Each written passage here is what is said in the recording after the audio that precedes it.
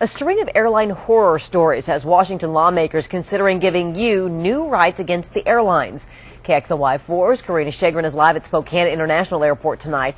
Karina, the airlines do not like this idea of a passenger bill of rights. No, in fact, the airline industry has already said it plans to fight it.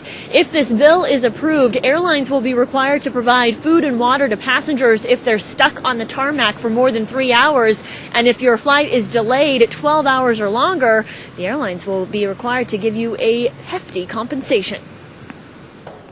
I really empathize with those people under those circumstances. And as Neil Hutchins checks in for his afternoon flight, going to Denver, he admits he doesn't have an airline horror story out of Spokane, but he says he's certainly heard of others. There have been some dreadful stories in the news recently, people 5-6 hours sitting out there. Last year at JFK, bad weather trapped passengers of a JetBlue flight on the tarmac for 8 hours. 8 hours, 9 hours?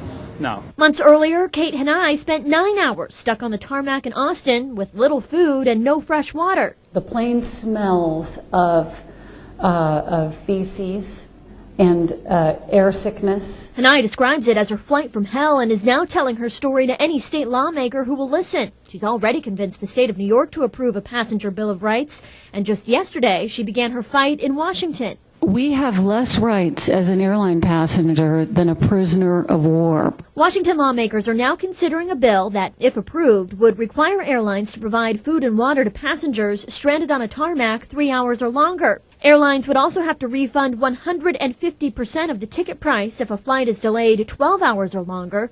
The bill also calls for airlines to publish a list of delayed flights on their websites. If they won't do it willingly and rightfully, then I think law might be the answer.